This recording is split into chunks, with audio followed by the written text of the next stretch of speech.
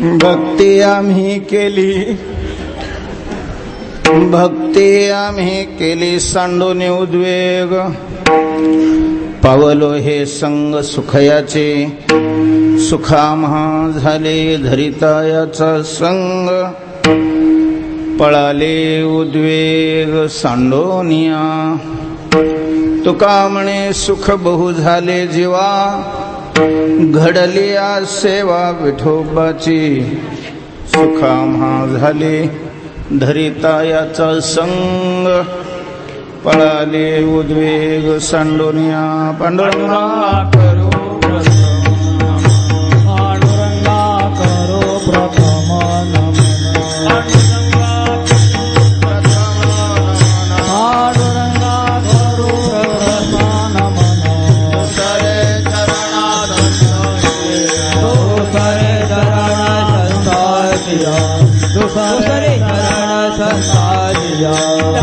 कृपादाने कथिता विस्तार, कृपादाने कथिता विस्तार,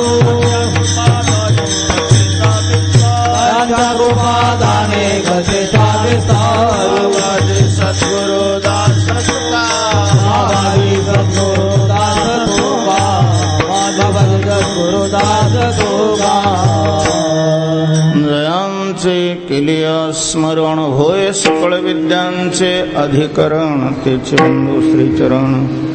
श्री गुरूंचे नमो ज्ञानेश्वर, नमो ज्ञानेश्वर निवृत्त्योदारा, सोपान देवा मस्तक हे पायावरी, मस्तक हे पायावरी,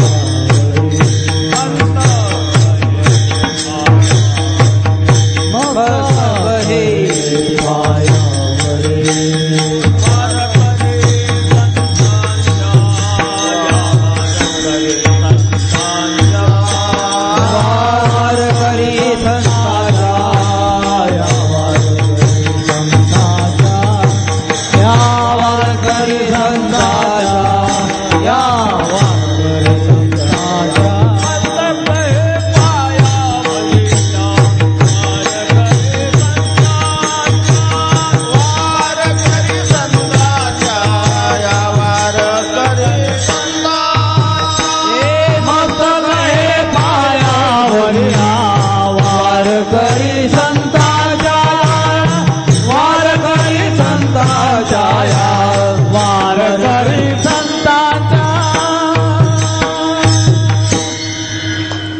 भक्ती आम्ही केली सांडूनी उद्वेग.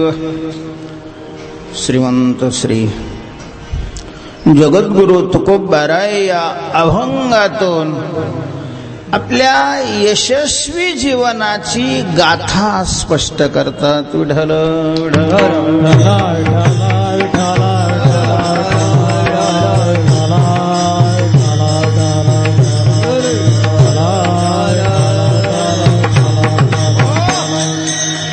साध्य प्राप्तीमध्ये महत्वाची भूमिका ही साधनाची असते.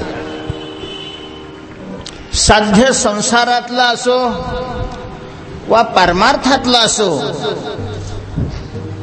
वैयक्तिक असो वा सार्वजनिक अशा प्रकारचा असो, पण साध्याच्या प्राप्तीमध्ये साधन हे अत्यंत महत्वाची भूमिका बजावत असते. तुकोबाराय या अभंगामध्ये आपल्या जीवनाची सफलता सांगत असताना या साफल्याकरता साधन काय केलं आणि ते कसं केलं या अभंगाच्या प्रथम चरणामध्ये सांगतात. भक्ती आम्ही गेली सांडूनी उद्वेग, भक्ती आम्ही गेली सांडूनी उद्वेग, पावलो हे संग तुझयाचे, पावलो हे संग तुझयाचे. भक्ती आम्ही सांडूनी उद्वेग, भक्ती आम्ही केली सांडूनी उद्वेग, पाऊल हे संग सुखयाचे,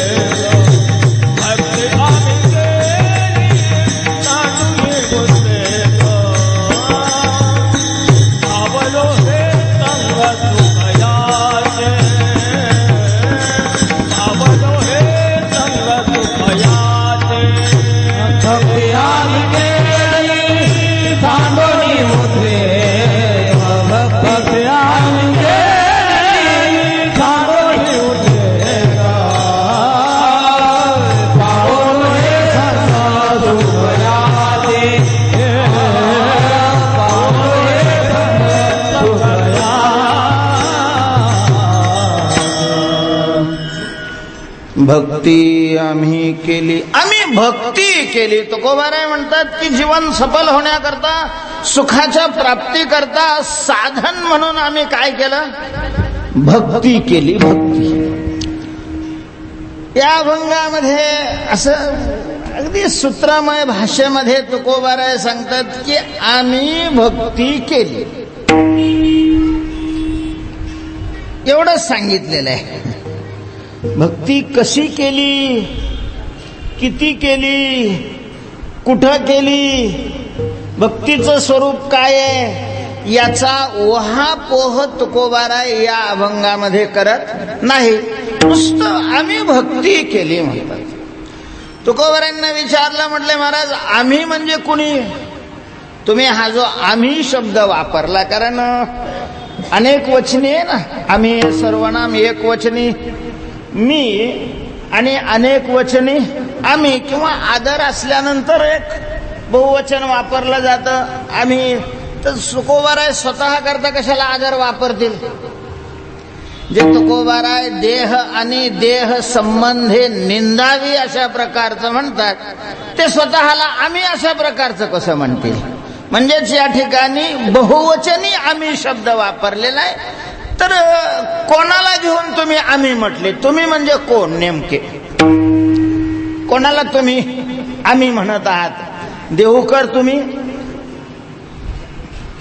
पुणेकर तुम्ही, महाराष्ट्र मराठी बोलणारे तुम्ही, कोणाला उद्देशून तुम्ही आम्ही हा शब्द वापरलेला आहे?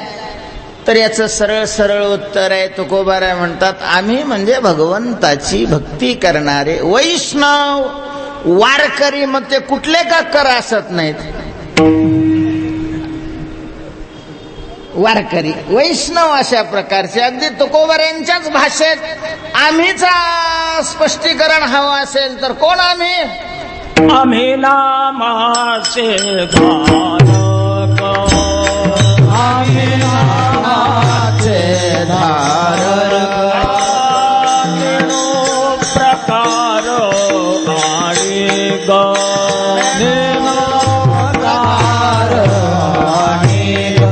आणि सर्व भावे एक, सर्व भावे एक, विठ्ठलाचे प्रमाण नलगे जाणावे नेणावे, नलगे जाणावे नेणावे, विठ्ठलाचे प्रमाण नलगे जाणावे नेणावे, नलगे जाणावे नेणावे. आम्ही नामाचे धारक, लेणो प्रकार आणि आम्ही नामाचे धारक, लेणो प्रकार आणि आम्ही नामाचे धारक, लेणो प्रकार आणि आम्ही नामाचे धारक, लेणो प्रकार आणि सर्व भावे एक, सर्व भावे एक,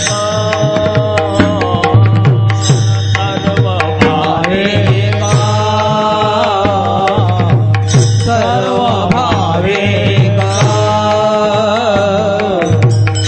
सर्व भावे एक, सर्व भावे एक, सर्व भावे एक, सर्व भावे एक. विठ्ठलाचे प्रमाण, विठ्ठलाचे प्रमाण नलगे जाणावे गावे आनंद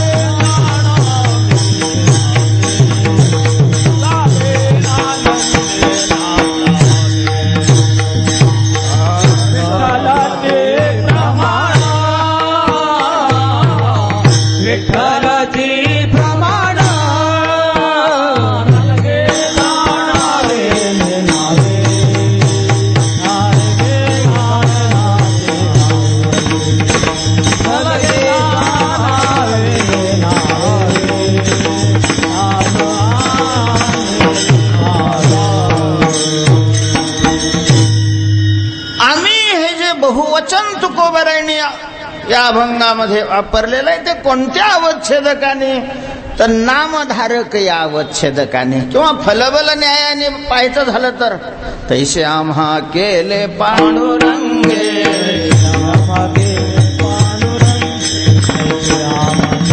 पांडुरंगे कलिया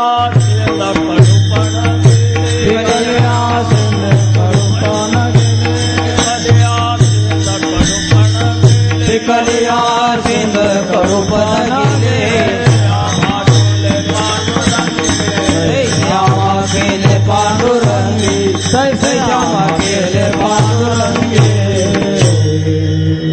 ज्यांचं ज्यांचं जीवन सफल झालेलं आहे, ज्यांच्या जीवनामध्ये अवघी आनंदाची सृष्टी झाली, ही अनुभूती आली, अशा प्रकारचे आम्ही आम्हा भाविकांची जाती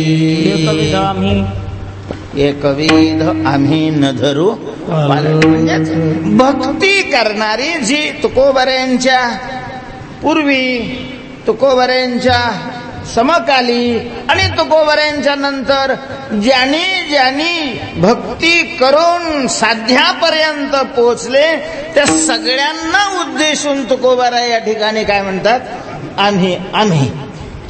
तेव्हा आम्ही भक्ती केली, भक्ती केली, भक्ती केली. कशी भक्ती केली तुकोबऱ्यांनी, कशा प्रकारची भक्ती केली किंवा कशी भक्ती केल्यानंतर तुकोबाराय तुका म्हणे सुख बहु झाले जीवा अशा साध्यापर्यंत पोहोचले असतील, याचं चिंतन करायचं ठरलं तर आपल्याला याही गोष्टीचा विचार करावा लागेल की अशा प्रकारची भक्ती सुरुवात करण्याच्या अगोदर काही टाकावं लागतं आणि भक्ती करत असताना काही टाकावं लागतं. भक्ती करत असताना आपण काय टाकलं हे तुकोबरायांनी सांगितलेलं आहे, उद्वेग सांडोनी. तर आम्ही उद्वेग सांडला आणि मग काय केली, भक्ती केली. काय थोडस सांडला शब्द दोन्ही चरणात आलाय आणि सांडलाच आलाय पुन्हा. टाकला, फेकला, दूर केला, नष्ट झाला असा शब्द नाही आलेला. दोन्ही ठिकाणी काय आलंय, सांडला. विठ्ठल विठ्ठल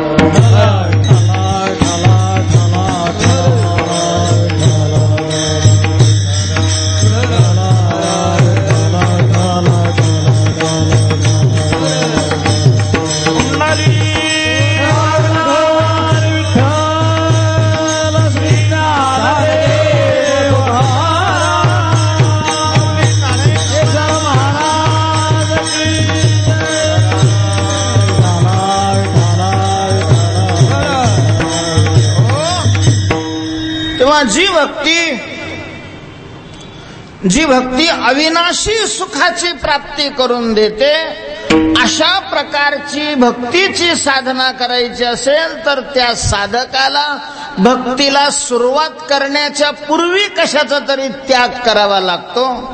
भक्तीची साधना करत असताना टाकावं लागतं आणि मग भक्तीची साधना परिपूर्ण अवस्थेला आल्यानंतर आपोआपच काही काय होतात, निघून जातात. पहिल्यांदा साधकाला काही सोडावं लागतं, टाकावं लागतं. तुकोबरायांनी त्याच्याकरता शुद्ध शुद्ध मन असा शब्द वापरलेला आहे. भावे गावे गीत शुद्ध करोनिया चित्त, चित्त शुद्ध करोनिया गीत भावे गावे. गीत गावे पण भावे गावे आणि चित्त शुद्ध करोनिया गावे. विठ्ठल विठ्ठल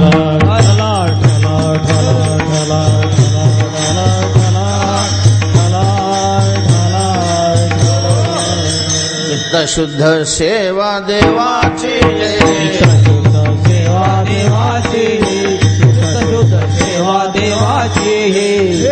भावे तरी दंभदुरी ठेवा, भावे तरी दंभदुरी ठेवा, भावे तरी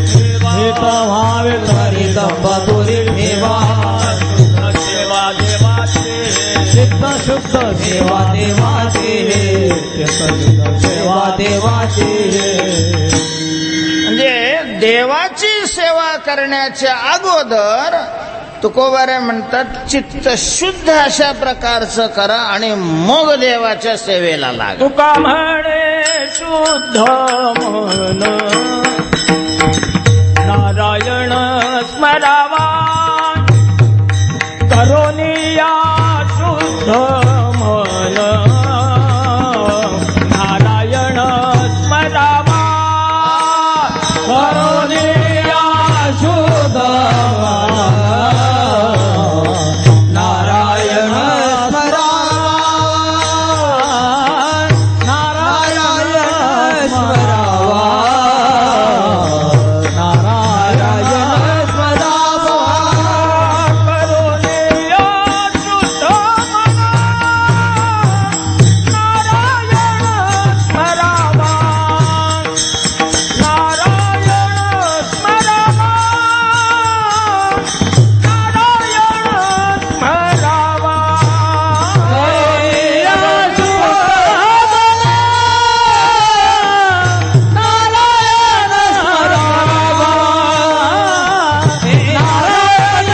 स्मरावा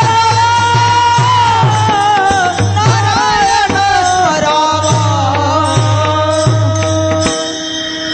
शुद्ध मन करोनिया नारायण अशी अनेक प्रमाणं आपल्याला तुकोबऱ्यांच्या गाथ्यामध्ये पाहायला मिळतात. आणि मग ही प्रमाणं वाचल्यानंतर माणसाच्या मनामध्ये सहज संशय निर्माण होतो की चित्ताच्या शुद्धीकरता भक्ती करायची आहे, चित्ताच्या शुद्धीकरता नामस्मरण करायचंय, चित्ताच्या शुद्धीकरता भजन करायचंय.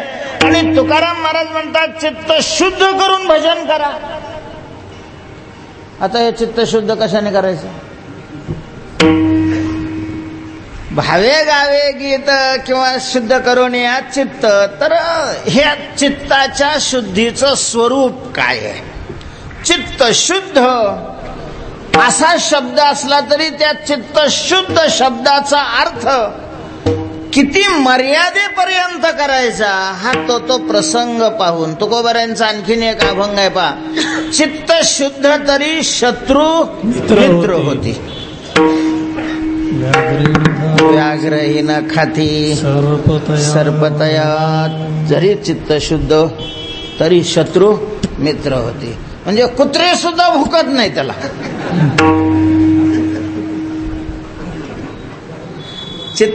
सरळ सरळ आहे ना. चित्त जर शुद्ध असेल तर कुत्रे त्याला भुकत नाही. म्हणजे कुत्रे जोपर्यंत भुकतात तोपर्यंत समजायचं की चित्त काय झालेलं नाही.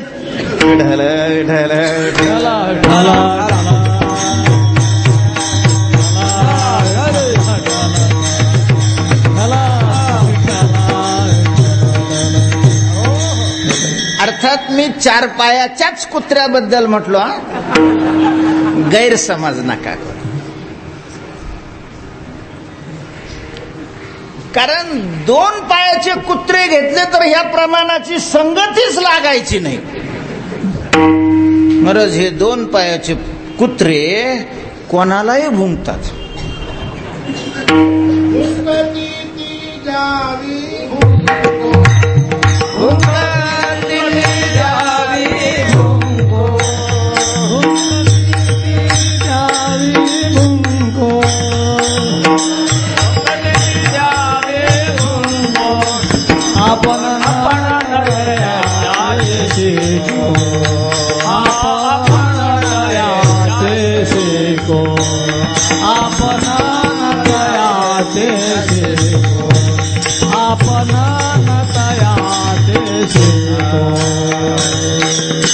मी असं का म्हटलं त्याचं कारण आहे.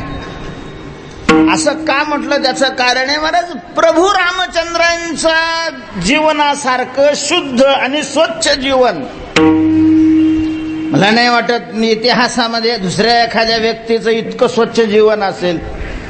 काय भगवंताचं अंतःकरण होतं महाराज, चित्त होतं. म्हणजे एवढंही काही नाही केलं तरीही काही विषय भगवंताच्या मनामध्ये असा केसभर सुद्धा काय नव्हता, विद्वेष नव्हता. काय चित्त आहे, काय चित्त आहे. इतकं शुद्ध चित्त रामाचं होतं, तरीही त्यांना भोंगणारे कुत्रे होते नाही आहेत. विठ्ठल विठ्ठल.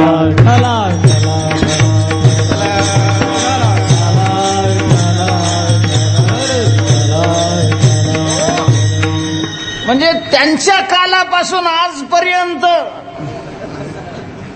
त्रेतायुगापासून कलियुगापर्यंत, म्हणून तिथं त्यांच्याच अयोध्येत राहूनही भुकतच होते ना, आणि आजही भुकतात चौका चौकात उभं राहून.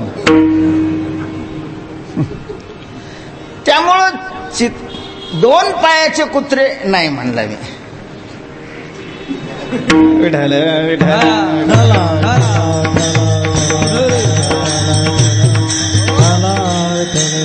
तिथं चित्तशुद्धीचा अर्थ वेगळा. भावे गावे गीत शुद्ध करून या चित्त, इथं शुद्ध चित्तशुद्धीचा अर्थ वेगळा. वेदांतामध्येही या जन्मी किंवा पूर्वजन्मी निष्काम कर्म, निष्काम उपासना, निष्काम हे दोन्हीकडे घ्यायचा जरी तिथे नसलं तरी, कारण ते सरळ आल्यामुळे एकच निष्काम शब्द वापरलेला आहे देहली दीपन न्यायाने. म्हणजे कर्म निष्काम करायचं आणि उपासना सकाम करायचं असं नाही त्याचा अर्थ. तर निष्काम कर्म, निष्काम उपासना करून ज्यांनी मल घालवलेला आहे, मल घालवणं यालाही चित्त शुद्ध करणंच म्हणतात. कर्म हे ज्ञानाचं साधन मानलेलं आहे, बहिरंग साधन मानलेलं आहे, आणि बहिरंग साधनाची व्याख्याच अशी केलेली आहे की ज्या साधनाने चित्त काय होतं, शुद्ध होतं किंवा स्थिर होतं. म्हणजे मलाच्या निवृत्तीलाही चित्त शुद्धच म्हणतात, मला विक्षेपाच्या निवृत्तीलाही चित्त शुद्धच म्हणतात, आणि मला विक्षेप आवरणाच्या निवृत्तीलाही चित्त शुद्धच अशा प्रकार. म्हणून चित्तशुद्ध शब्द ज्या अभंगामध्ये ज्या प्रसंगी आलेला आहे त्या प्रसंगाचा आरंभ शेवट पाहून तशा प्रकारचा मर्यादित चित्तशुद्ध शब्दाचा काय घ्यावा लागतो, अर्थ घ्यावा लागेल आपल्याला. विठ्ठल विठ्ठल.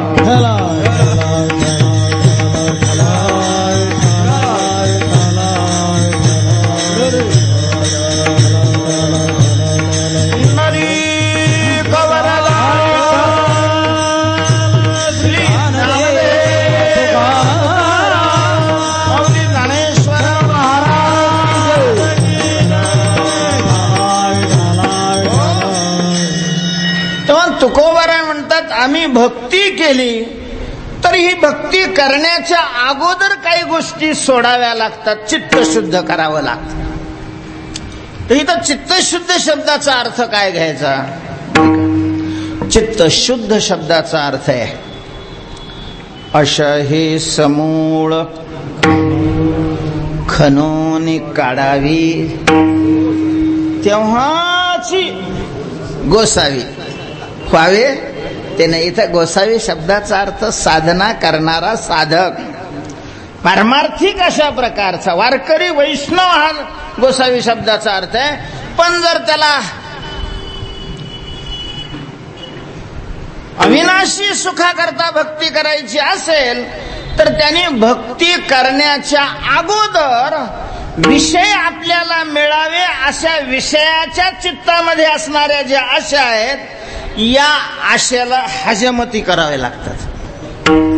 म्हणजे त्या सगळ्या चित्तातून काढाव्या लागतात. तुकोबाराय म्हणतात अशा हे समूळ, हजमत समूळ नसते, त्याच्यामुळे हजमत शब्द मी मागे घेतो. उपटून, कारण मुळासह काढायचं असेल तर त्याला काय करावं लागतं, उपटावं अशा प्रकारचं लागतं. तर आशेला उपटून काढावं. आशा रहित चित्त म्हणजेच भक्ती करत असताना भक्ती करणाराने भगवत प्राप्ती हे साध्य मनात ठेवावं. त्याच्याशिवाय भक्ती करता त्याला दुसरं कुसलंही आलंबन चित्तामध्ये न ठेवणं याचं नाव आहे चित्त शुद्ध करणं. विठ्ठल.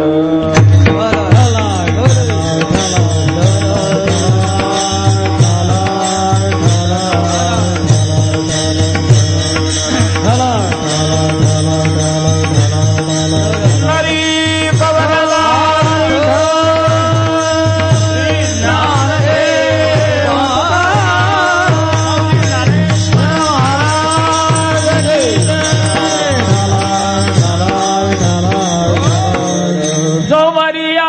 तुम्हा मागिलांची आस गोरिया तुम्हा मागिलांची आस गोरिया तुम्हा मागिलांची आस गोरिया तुम्हा मागिलांची आस बरे उदास होऊ नका तो बरे उदास होऊ नका गोरी उदास होऊ नका तो बरी उदास होऊ नका जोवरिया तुम्हा मागिलांची आस जोवरी उदास होऊ नका जोवरी उदास होऊ नका जोवरी उदास होऊ नका गोवरी मागिलाची आस गोवरी उदास होऊ नका गोवरी उदास होऊ नका गोवरी उदास होऊ नका जोवरिया तुम्हा मागेला स्यास. तुमच्या मनामध्ये जोपर्यंत विषय मिळावे असं वाटतं तोपर्यंत मग तुम्ही संसारावर काय होऊ नका, उदास अशा प्रकारे होऊ नका. मग संसारातलेच उद्योग करा त्या विषय वासनाच्या पूर्ती करता. आणि जर तुम्हाला देव मिळवायचा आहे असं तुम्ही साध्य निश्चित केलेलं असेल तर मग मनामध्ये कसल्याही प्रकारच्या विषयाच्या अपेक्षेला जागा राहू देऊ नका. उदास व्हावं लागतं महाराज. उदास भक्ती करणारा, आणि भक्ती करणारा हा उदास असतो असं भक्ताचं लक्षण अनेक ठिकाणी सांगितलं. आम्ही तरी असं झालो टाकून उदास भक्ताईसे जाणा देही उदास तरी जोया देहावरी उदास ऐशिया परी जायाचे जैसे लेणे अंगावरी आहाच वाणे तैसे देह धरणे उदास तयाचे.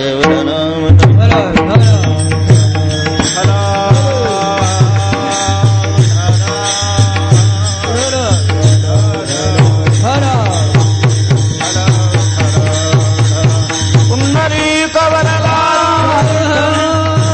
श्री ज्ञानदेव ज्ञानेश्वर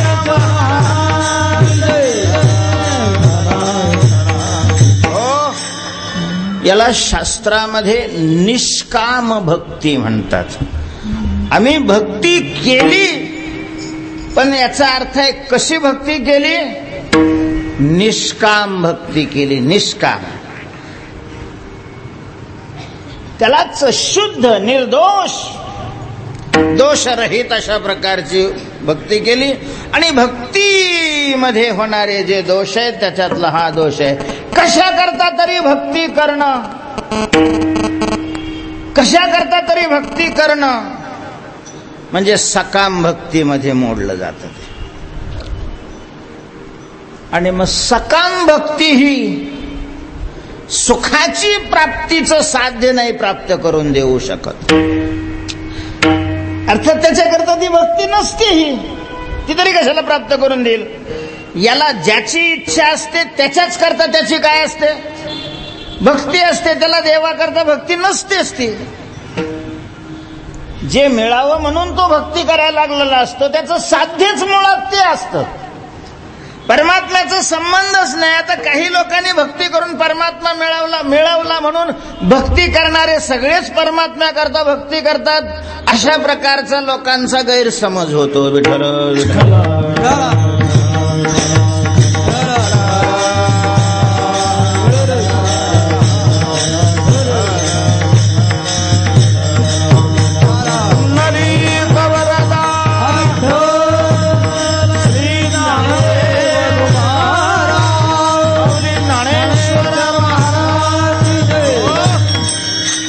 आम्ही भक्ती केली तर आम्ही निष्काम भक्ती केली.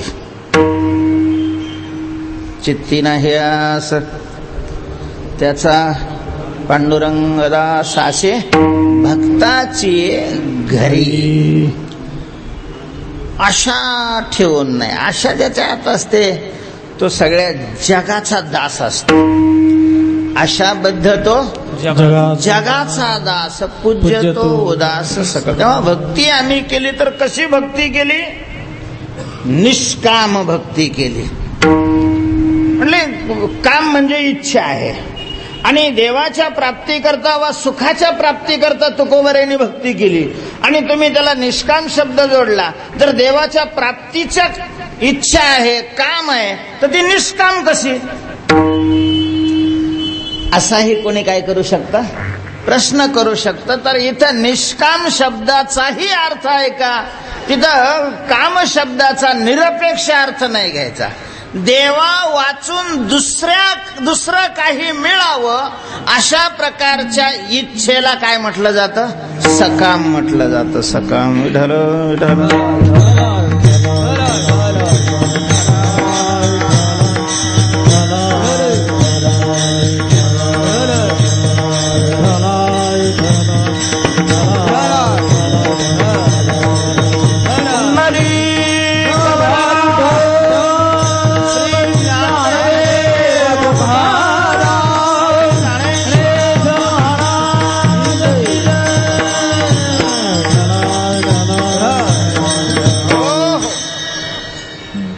कारण आपल्या वैष्णव संप्रदायामध्ये, भक्ती संप्रदायामध्ये काही देवा वाचून दुसरं मिळावं अशी अपेक्षा ठेवून भक्ती केल्यावर सकाम होते असं नाही. अपेक्षा न ठेवता भक्ती केली, देवानं दिल्यानंतर घेतलं तरी सकाम होते. म्हणजे घेण्याकरता भक्ती केली म्हणजे सकाम होते असं नाही. घेण्याकरता अपेक्षा नाही ठेवलं आणि भक्ती केली तरी देवाकडून घेतलं तरी काय होते? सकाम होते. म्हणून नामदेवरायांनी विभीषणाकरता शेलका शब्द वापरलाय महाराज. आता विभीषण देवाला काही राज्य मिळावं म्हणून शरण गेला होता का? मुळात रावण राजा होता. त्याही वेळेपासून विभीषण हा रामाचा काय आहे? भक्तच आहे, सेवकच आहे. तो लहानपणापासूनच प्रभूची सेवा करत होता.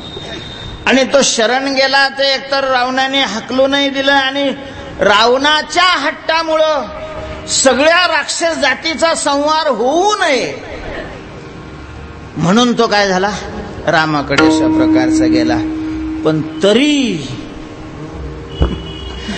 तरी महाराज या लोकांच्या लेखणीमध्ये त्याला त्याच्यावर जो शेरा पडलेला आहे तो कसा आहे? मनसी विभीषण शहाणा परी तो महामूर्ख. कारण नंतर त्याने राज्य घेतलं. आता नंतर इच्छा नसताना जबरदस्ती रामाने दिलं आणि त्यांनी स्वीकारलं तरी महामूर्ख. पण ठरवूनच कार्यक्रम असल्यावर कोण?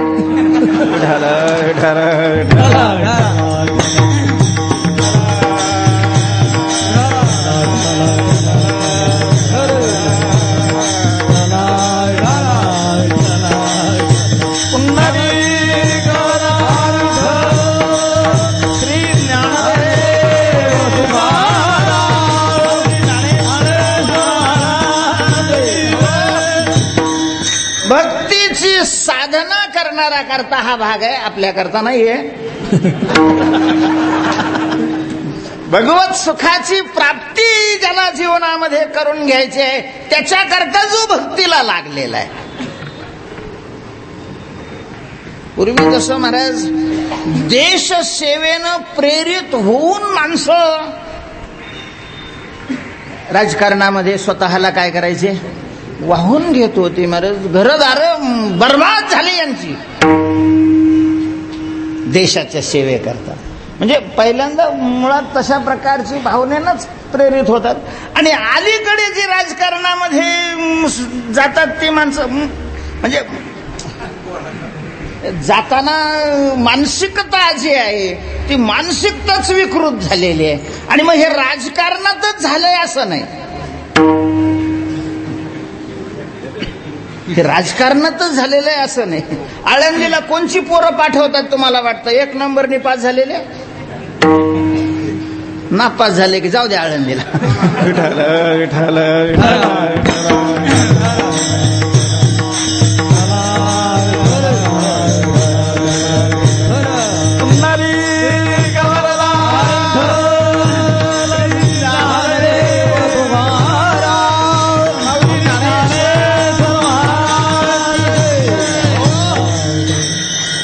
म्हणजे मानसिकताच अशा प्रकारची विकृत झालेली आहे. म्हणून तुकोबारायांनी भक्ती केली असं जरी म्हटलं असलं तरी आपल्याला हा विचार करावा लागेल की तुकोबारायांनी म्हणजे काय तयारी करून मग भक्तीच्या साधनाला लागले.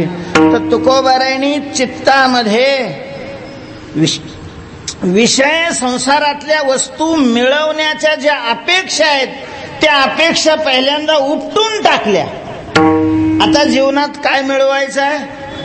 देव, फक्त देव मिळवायचा आहे जीवनामध्ये. देवाशिवाय दुसरं काहीही मिळवायचं नाही. अशा प्रकारची अपेक्षा ठेवून भक्ती करणं याला निष्काम भक्ती म्हटलं जातं. विठ्ठल विठ्ठल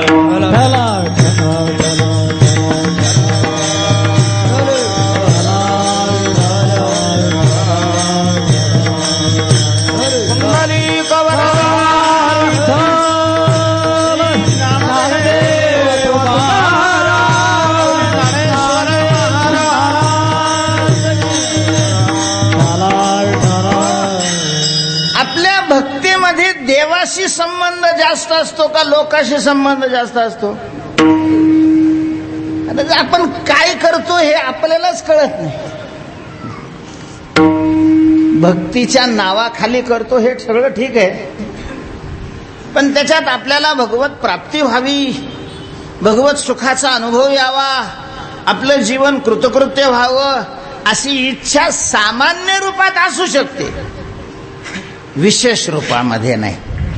आणि सामान्य कुचकामी असतं महाराज फलप्राप्ती करता, काही फायदा नाही होत त्याचा. म्हणून तुकोबारा आम्ही भक्ती केली म्हणतात तर ती पहिल्यांदा निष्काम होऊन भक्ती केली, निष्काम भक्ती केली. भक्ती भगवत प्राप्तीरूपी फलापर्यंत जावी असं वाटत असेल तर त्याच्यामध्ये निष्कामता ही अत्यंत गरजेची आहे, महत्वाची अशा प्रकारची. तुकोबाराय म्हणतात, देवा मला लाज वाटते आणि ह्या माझ्या लाजेचं तू काय कर,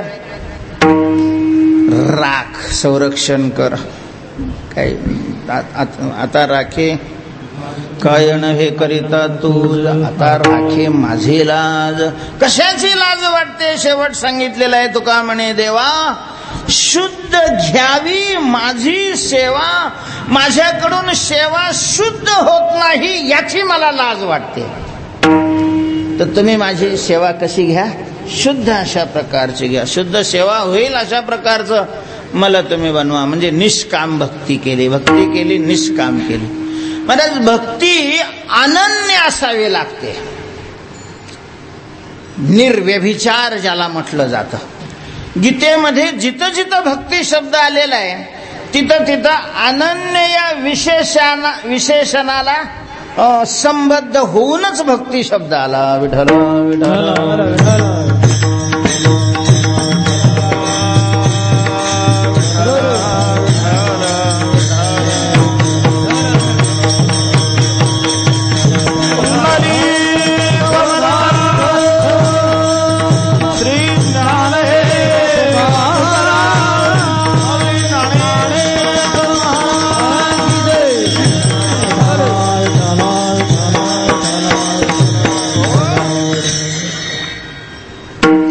भक्त्या त्वनन्यया शक्यः, अनन्यया भक्त्या शक्यः. मयि चानन्य भक्ति योगेन अनन्याश्चिंतयन्तो माम मांचयो व्यभिचारेण भक्ति योगेन सेवते. तेव्हा भक्ती ही अनन्य व्हावी लागते. चाड अनन्याची धरी नारायण, चाड अनन्याची धरी नारायण, अनन्याची धरी नारायण, अनन्याची धरी नारायण, आपणा समान करी रंका, आपणा समान करी रंका, आपणा समान करी रंका, आपणा समान करी रंका. अनन्याची धरी नारायण, आपणा समान करी रंका, आपणा समान करी रंका.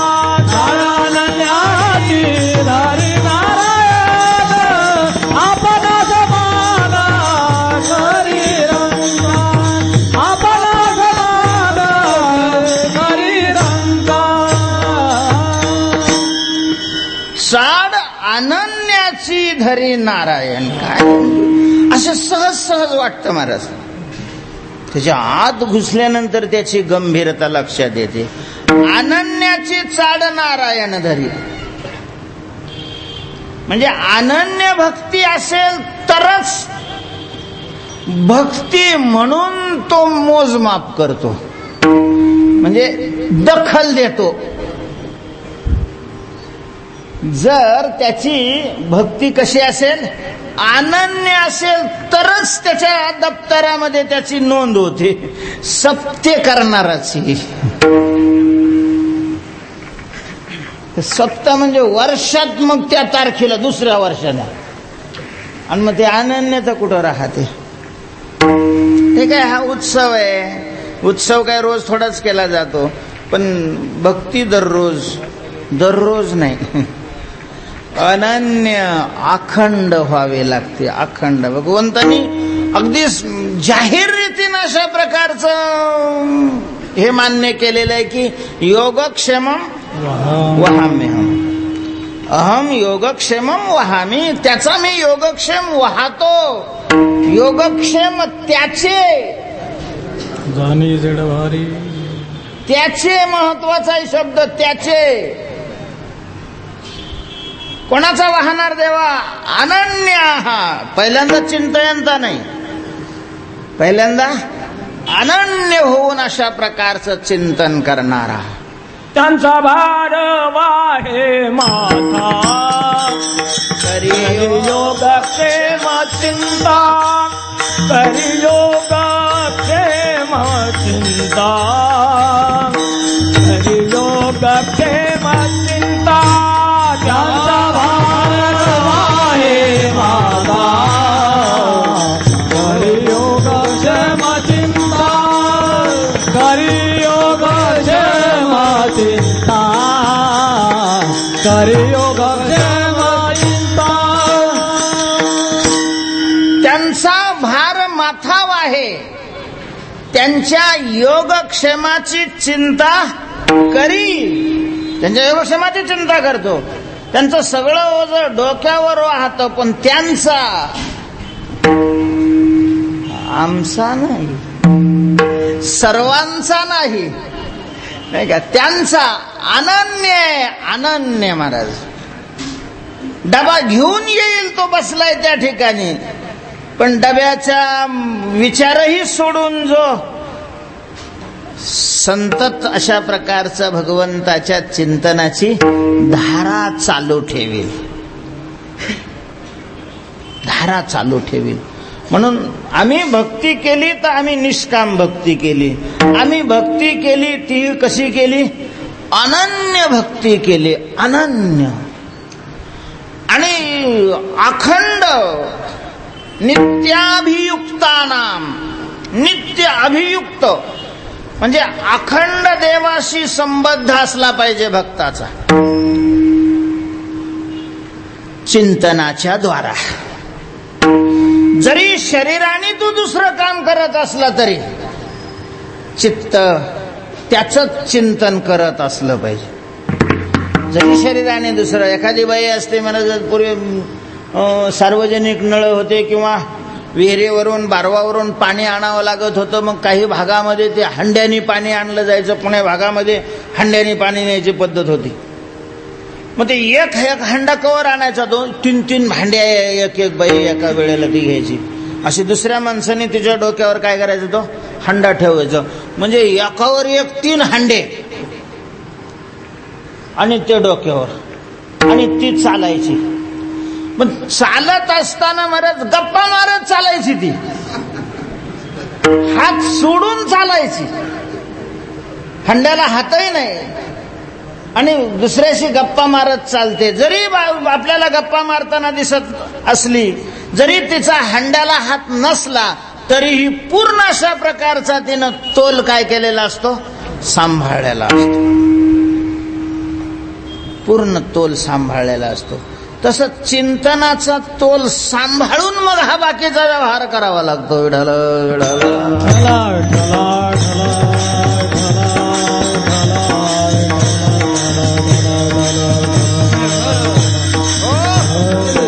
आमची भक्ती अशी असते, पोराचं लग्न असल्यावर, पेरणीचा काळ असल्यावर किंवा निवडणुकीच्या प्रचारात असल्यावर देवाला विसरल याच्यात आश्चर्य नाही.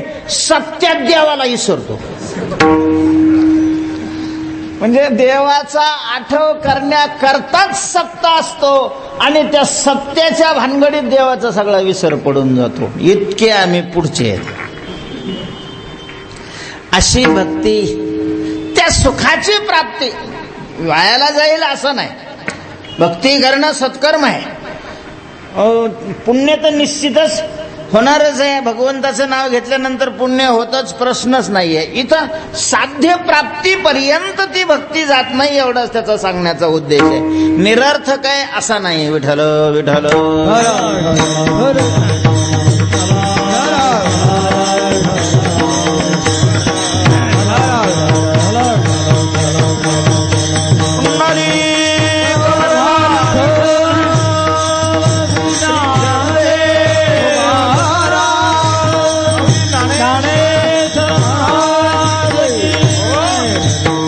निर्दम अशा प्रकारची भक्ती करावी लागते. अव्यभिचारी भक्ती करावी लागते. तर अशी ही भक्ती आम्ही केली तुकोबाराय म्हणतात. आणि ती भक्ती शुद्ध होण्याकरता आम्ही उद्वेग सांडला. भक्ती आम्ही केली सांडोनी उद्वेग. उद्वेग शब्दाचा अर्थ काय आहे? या उद्वेग शब्दाने बराच मला उद्वेग आला होता. कारण इथं एक तर जास्त ग्रंथ नाही, त्याच्यामुळे उद्वेग शब्दाचा काय काय अर्थ केलेला आहे मराठी कोशामध्ये काळजी चिंता केलेला आहे, पण तेवढ्यावरून समाधान नव्हतं. गीतेमध्ये उद्वेग शब्द आलेला आहे. त्या उद्वेग शब्दाचा आचार्याने काय, ज्ञानोबरांनी उद्वेगाला उद्वेगच शब्द ठेवून दिलेला आहे. भयोद्वेग रहित ऐसा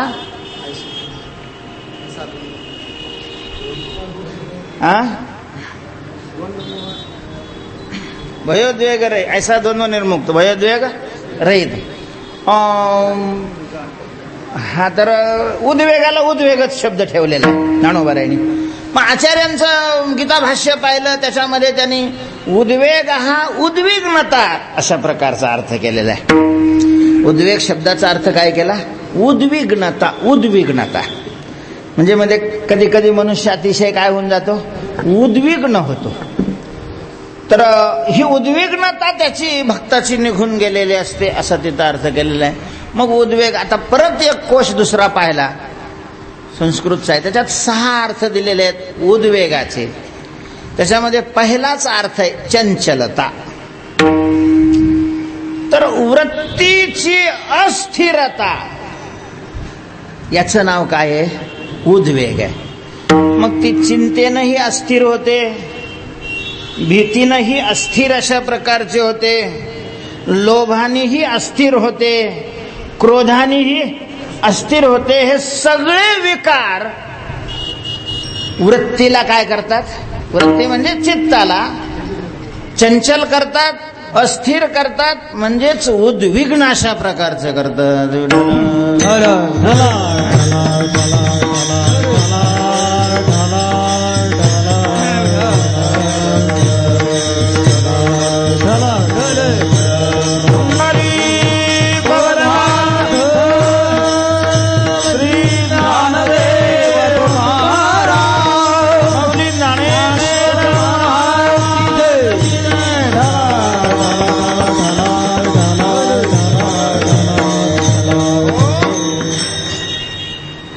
अशा प्रकारे जो उद्वेग आहे तुकोबाराय म्हणतात आम्ही तो उद्वेग सांडला. उद्वेग शब्दाचा अर्थ चित्ताची अस्थिरता.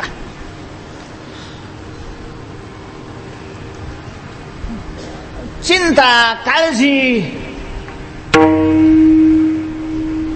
तर आम्ही उद्वेग म्हणजे चित्ताला अस्थिर करणारी जी चिंता आहे चिंता सोडून दिली, टाकून दिली. मनुष्याला कशाची चिंता असते नाही का? सर्वसामान्य रीतीनं माणसाला रोज चिंता असते. ती कशाची? नित्य उठून या खावयाची चिंता.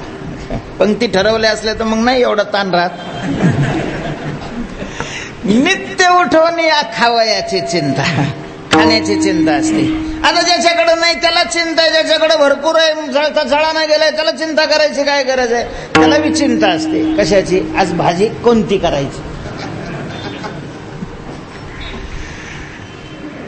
काय काय खावं ही चिंता असते.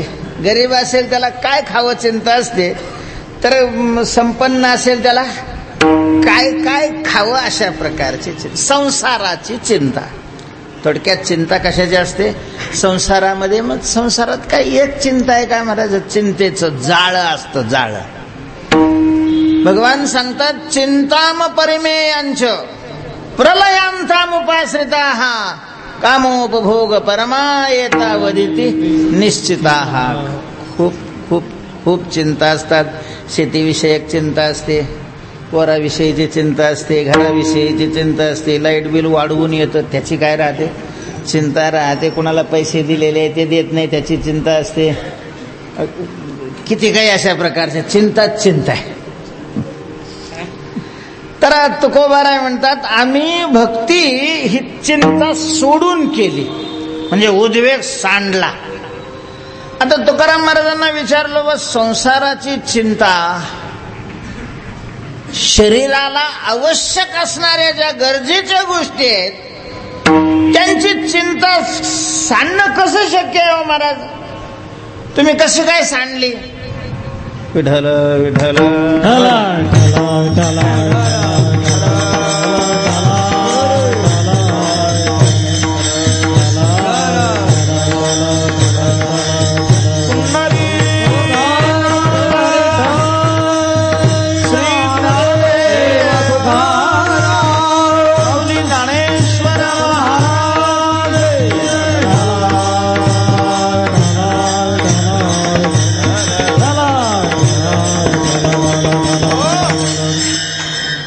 उद्विग्नता म्हणजे चित्ताची चंचलता, अस्थिरता.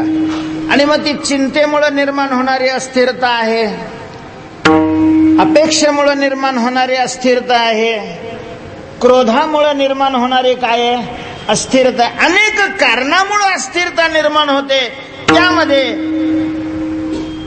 व्यावहारिक अशा प्रकारच्या देह संबंधी संसाराच्या संबंधीच्या चिंताविषयीची उद्विग्नता दूर करण्याकरता तुकाराम महाराजांनी या सगळ्या संसाराची चिंता देवाच्या डोक्यावर दिली ढकलून.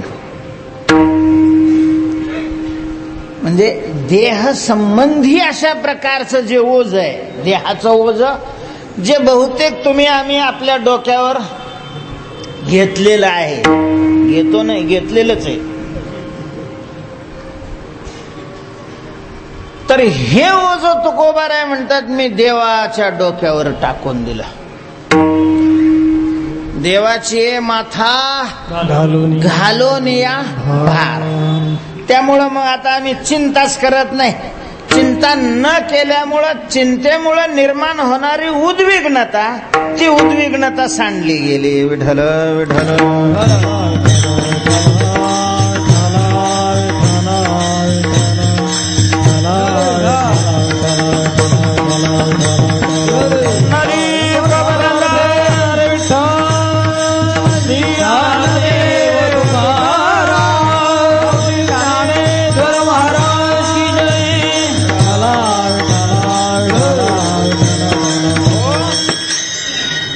तुकाराम महाराजांना विचारलं, महाराज तुम्ही भक्ती आम्ही केली असं म्हणले, त्यावेळेला कशी भक्ती केली असं विचारलं तर तुम्ही निष्काम भक्ती केली म्हणून सांगितलं. बरोबर आहे की नाही? आणि आता सांगता की भक्ती करण्याकरता आम्ही आमचं ओझं सगळं देवाच्या डोक्यावर टाकलं, म्हणजे देवाने हे करावं आम्ही भक्ती करतो. हे निष्काम भक्ती झाली का? आम्ही जर कीर्तन करतो, आम्ही भजन करतो, आम्ही पारायण करतो, आम्ही वाऱ्या करतो, तर आमची कामं देवाने करावी अशा प्रकारची अपेक्षा ठेवून ते ओझं तुम्ही देवावर टाकलं आणि पुन्हा टेंभा मिरवता की आम्ही काय केली? निष्काम अशा प्रकारची भक्ती केली. ही भक्ती निष्काम झाली का? निष्काम होते का? विठ्ठल विठ्ठल.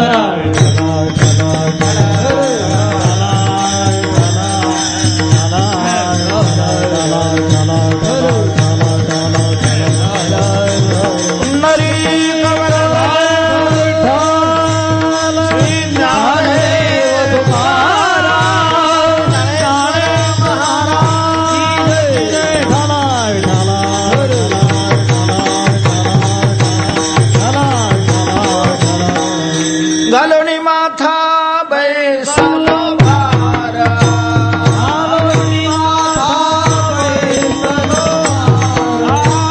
सांडला लौकिक व्यवहार,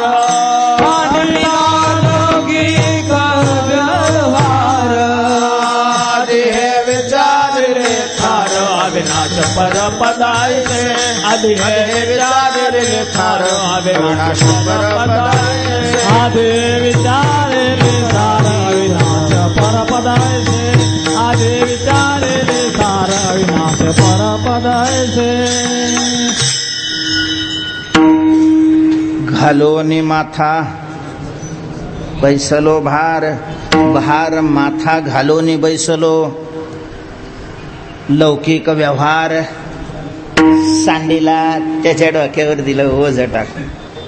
आणि मग ओझं टाकलं म्हणजे त्यांनी ते पाहावं, हास त्याच्या पाठीमागे काय झाला भाव झालाच ना. तू का म्हणे असो तुझे तुझं मस्तकी नाही लौकिकी आता माझं वर्तने. मग ही सकामता नाही होत का देवाच्या डोक्यावर ओझं टाकणं? तो बरोबर आहे म्हणतात नाही. आता देवाने तुम्ही भक्ती करायला लागल्यानंतर देवाने तुमचं सगळं करायचं ना. आमचं करायचं असं नाही, तो करतो. आणि तुला सांगायचं तर तो आमचंच करतो असं नाही, सगळ्याच करतो. नाही, पाऊस पडायला लागल्यानंतर हरिपाठ म्हणणाऱ्याच्याच शेतात पडतो का? पाऊस पडायला लागल्यानंतर हरिपाठ म्हणणाऱ्याच्याच शेतावर पडतो असं काही नाही. देव नाही म्हणून व्याख्यान करणाऱ्याच्याही शेतावर पडतो, त्याचा बाप थोडाच पाडितो.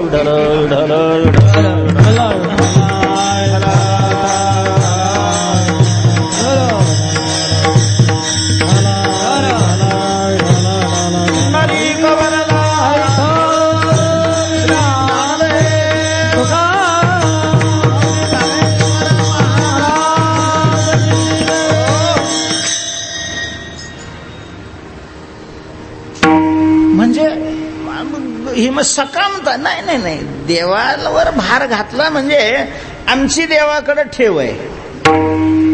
आणि देवाला सांगितलं की त्या ठेवीतून हा काय कर, खर्च कर.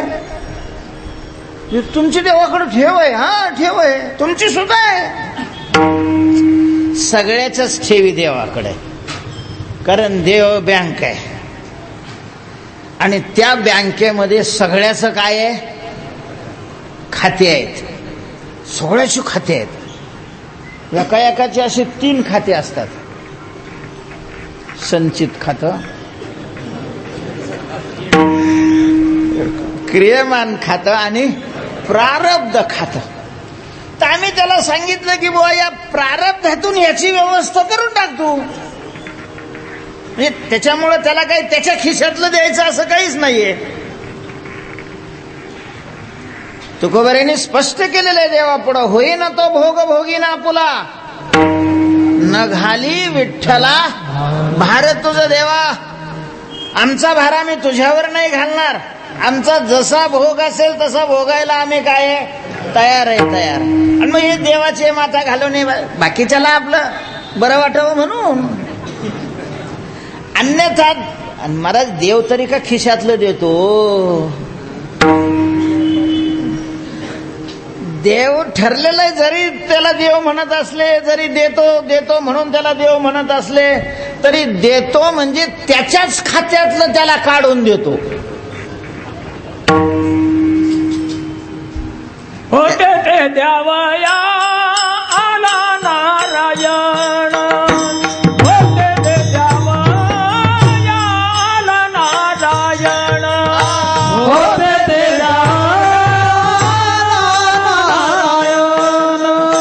होते ते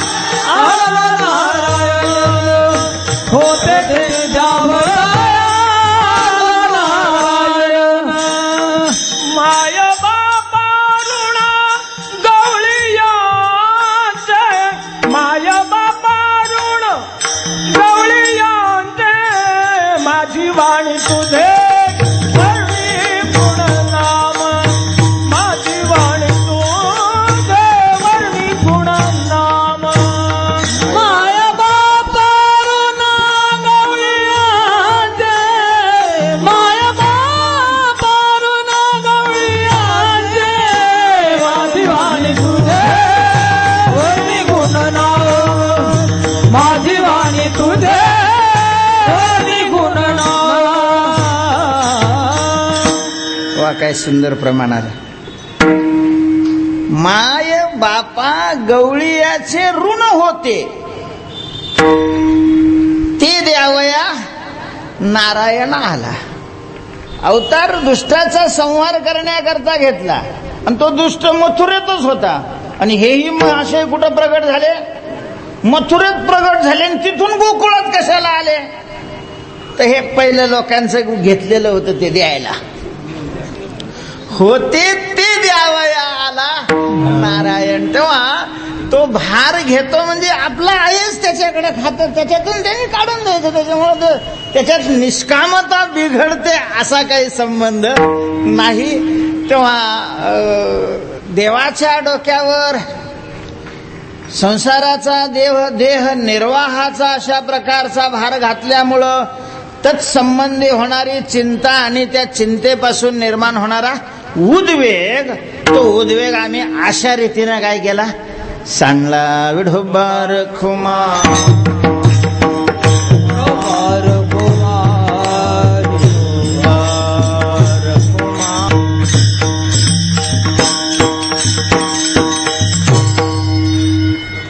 चिंतेपासून निर्माण होणारा उद्वेग कसा सांडला हे लक्षात आलं. ठीक आहे, देवावर काय घातलं? ओझं टाकलं आणि त्याच्यातून आम्ही मुक्त झालो. पण इच्छेपासून निर्माण होणारा उद्वेग, इच्छा म्हणजे मिळावं. इदम मेषात इतिच्छा कामशब्दितः. तो उद्वेग तुम्ही कसा सांडला? तो कोबर आहे ते तो पहिलाच टाकला होता. कसल्याही अपेक्षा सगळ्या काय केल्या? काढून टाकल्या. ठीक आहे, क्रोधापासून निर्माण होणारा उद्वेग, अहंकारापासून निर्माण होणारा उद्वेग, हा कसा तुम्ही टाळला? म्हणजे त्याच्याकरता उपासकाला अर्थात भक्तीची साधना करणाऱ्याला क्रोधापासून, ईर्षेपासून, अहंकारापासून निर्माण होणारा उद्वेग टाळण्याकरता, सांडण्याकरता त्यांनी देव फक्त मंदिरातच नाही मानला पाहिजे. तो नाही तर खरंच आहे, पण आपण त्याला मंदिरातच मानतो. मंदिरात नाही असं नाही मला म्हणायचं, पण मंदिरातच आहे एवढ्याच अशा प्रकारच्या संकुचित भावनेवर आरूढ होऊन जर भक्ती आपण करू लागलो तर दोषच दोष घडतात. विठाल विठ्ठला विठ्ठला विठ्ठला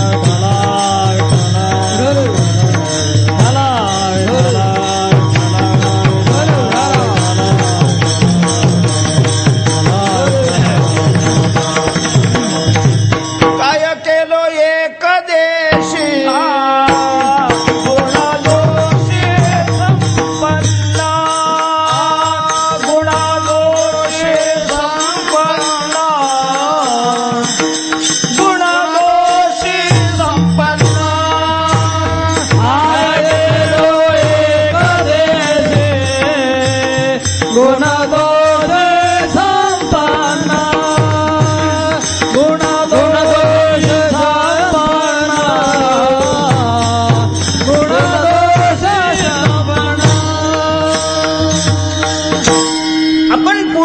भक्त पाहिले तर त्यांचा देवाविषयीचा भाव एकदेशी नव्हता. प्रल्हादाला हिरण्यकश्यपूने विचारलं, अरे परल्या हसायला काय झालं? तो रागावलेला तुम्हाला हसायला चिडल ना. ते अजून रागावलेल्या माणसासमोर हसल्यावर त्याच्या क्रोधामध्ये ते पाणी टाकल्यासारखं भलतं भडकतं ते. तुला एवढे मारण्याचे मी उपाय केले, अशी कोणती शक्ती आहे तुला मरू देत नाही? प्रल्हादांनी सांगितलं, पप्पा